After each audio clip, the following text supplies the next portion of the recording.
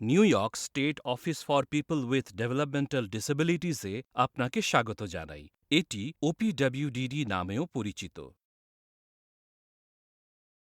Office for People with Developmental Disabilities বা ওপিডব্লিউডিডির পরিষেবাগুলি পাওয়ার আগে আপনাকে অবশ্যই যোগ্যতার জন্য আবেদন করতে হবে।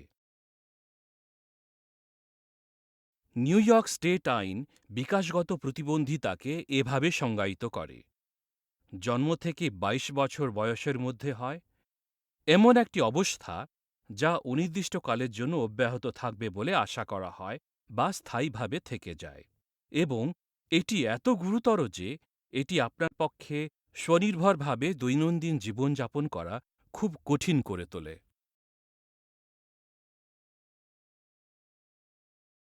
এমন বিকাশগত প্রতিবন্ধিতা যা আপনাকে ওপিডব্লিউডিডি যোগ্যতার জন্য যোগ্য করে তুলতে পারে সেগুলির মধ্যে রয়েছে বুদ্ধিবৃত্তিক প্রতিবন্ধিতা, autism spectrum disorder, cerebral palsy, মৃগী বা epilepsy, familial dysautonomia, Prader Willi syndrome এবং স্নায়বিক প্রতিবন্ধিতা।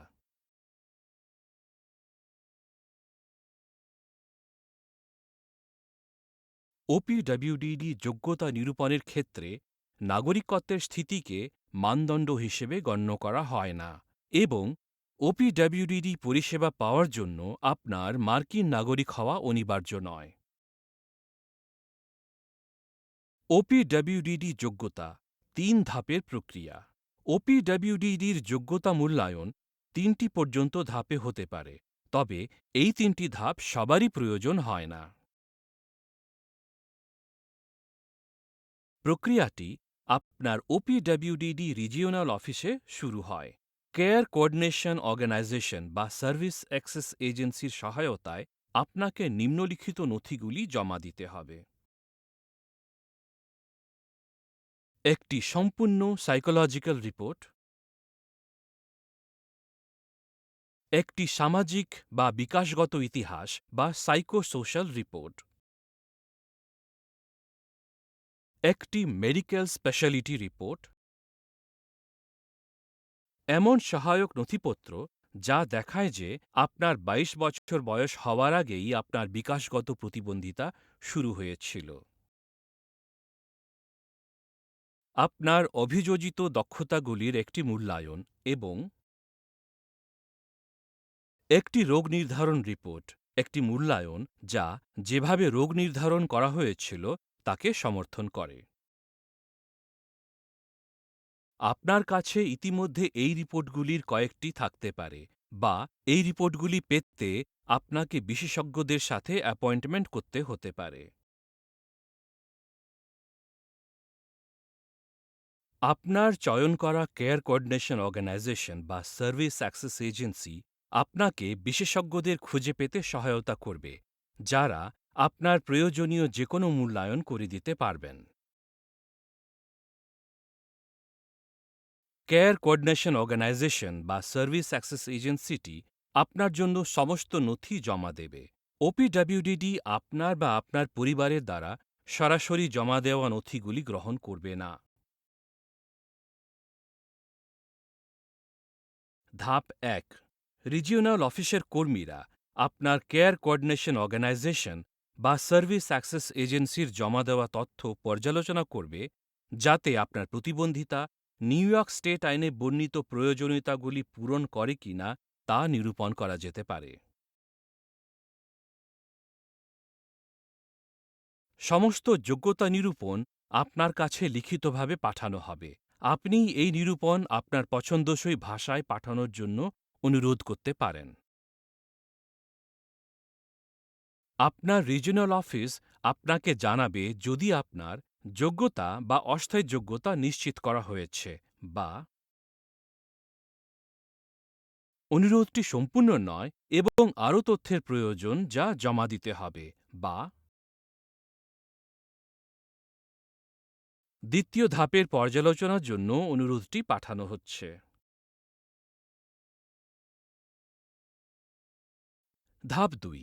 যদি আপনার যোগ্যতা নির্ধারণের অনুরোধটি দ্বিতীয় ধাপের পর্যালোচনার জন্য পাঠানো হয়, তাহলে রিজিওনাল অফিসের চিকিৎসকদের যেমন লাইসেন্সপ্রাপ্ত সাইকোলজিস্ট এবং সমাজকর্মী একটি কমিটি আপনার প্রদত্ত যে কোনো অতিরিক্ত তথ্যসহ জমা দিয়ে থাকা সমস্ত বিষয়বস্তু পর্যালোচনা করবে।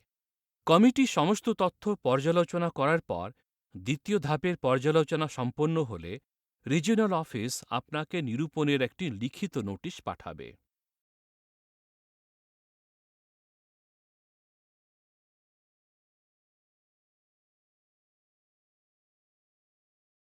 যদি নিরূপণটি সূচিত করে যে আপনি ওপিডব্লিউডিডি পরিষেবাগুলির জন্য যোগ্য, তখন নিরূপণের নোটিশ দিয়ে আপনাকে কিভাবে পরিষেবাগুলিতে নথিভুক্ত করতে হবে তা জানানো হবে।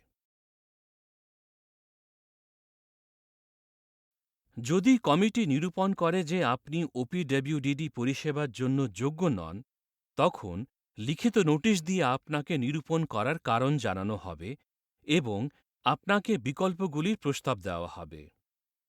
নিরূপণ সম্পর্কে কথা বলার জন্য রিজিওনাল অফিসের কর্মীদের সাথে দেখা করুন। তৃতীয় ধাপের পর্যালোচনার জন্য অনুরোধ করুন বা একবার মেডিকেড ফেয়ার হিয়ারিংয়ের জন্য অনুরোধ করুন। আপনি যদি গৃহীত সিদ্ধান্তের সাথে একমত না হন, তাহলে আপনার সিদ্ধান্তটিকে চ্যালেঞ্জ করার অধিকার রয়েছে। আপনি প্রস্তাবিত যে কোনো বা সমস্ত বিকল্পের মাধ্যমে সিদ্ধান্তের বিরুদ্ধে আপিল করতে পারেন।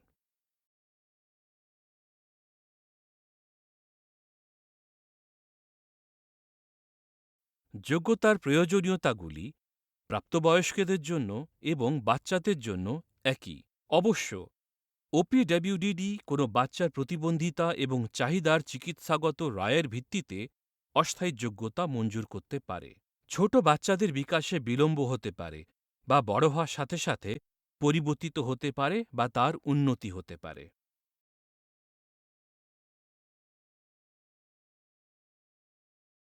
অস্থায়ী যোগ্যতার অর্থ হল কোনো বাচ্চা সীমিত সময়ের জন্য ওপিডব্লিউডিডির সহায়তা এবং পরিষেবা পেতে পারে, তবে তাদের অষ্টম জন্মদিনের আগে তাদের যোগ্যতা আবার পর্যালোচনা করতে হবে। রিজিওনাল অফিস সিদ্ধান্ত নেবে যে কখন কোনো বাচ্চাকে আবার মূল্যায়ন করা উচিত এবং বাচ্চাটি তার অষ্টম জন্মদিনের পরেও ওপিডব্লিউডিডি পরিষেবার জন্য যোগ্য কিনা। আপনি যদি ওপিডব্লিউডিডি যোগ্যতা পেতে আগ্রহী হন, তাহলে আপনার কেয়ার ম্যানেজমেন্ট প্রদানকারীর সাথে কথা বলুন। আরও তথ্যের জন্য ওপিডব্লিউডিডির ওয়েবসাইট www.opwdd.ny.gov দেখুন অথবা 8669469733 নম্বরে কল করুন। যারা কানে শুনতে পান না বা কানে কম শোনেন বা কথা বলতে পারেন না, তারা 711 নম্বরে ডায়াল করুন।